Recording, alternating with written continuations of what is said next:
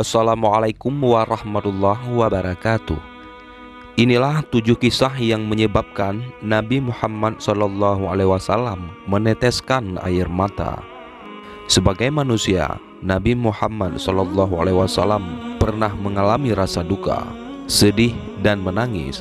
Namun, kesedihan itu bersifat temporal dan tidak menguasai seluruh perasaan beliau. Rasulullah SAW adalah orang yang paling tegas dalam memutuskan suatu perkara. Namun beliau juga orang paling lembut dalam bersikap. Beliau adalah sebaik-baik teladan bagi umat manusia. Berikut ini hal-hal yang membuat Rasulullah menangis. Yang pertama, menangis saat kehilangan orang terdekat yang dicintainya. Beliau pernah menangis saat putra yang dicintai bernama Ibrahim yang masih bayi wafat sambil berkata, "Air mata menetes, hati bersedih, dan kami tidak akan berkata-kata kecuali dengan sesuatu yang diridhoi Tuhan kami. Demi Allah ya Ibrahim, sesungguhnya kepergianmu membuat kami bersedih."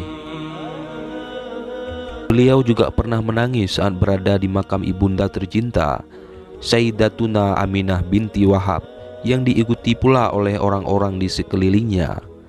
Beliau juga pernah menangis saat kepergian kedua putrinya Ruqayyah dan Ummu Kulsum, dan juga saat kehilangan istri tercintanya Ummul Mukminin Khadijah radhiyallahu anha. Yang kedua, Rasulullah menangis saat berada di pemakaman, tepatnya saat memakamkan salah seorang sahabat sambil memberikan nasihat. Beliau bersabda, "Wahai saudara-saudaraku, bersiap-siaplah untuk kematian ini." Yang ketiga, Rasulullah menangis saat sedang sholat berhadapan dengan Allah Azza wa Jalla. Ini yang sering beliau alami hingga suara isak tangis di dadanya terdengar oleh para sahabat yang menjadi makmum beliau.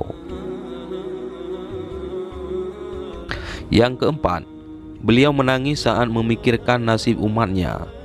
Beliau menangis khawatir jika umatnya tidak selamat ke surga. Saat meninggal pun yang keluar dari lisan mulia beliau adalah ummati, ummati, ummati.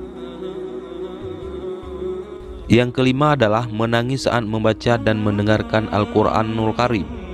Beliau pernah menangis saat sahabat Abdullah bin Mas'ud membaca ayat yang artinya, "Maka bagaimanakah halnya orang kafir nanti apabila kami mendatangkan seseorang saksi atau rasul dari tiap-tiap umat, dan kami mendatangkan kamu wahai Muhammad sebagai saksi atas mereka itu dan sebagai umatmu."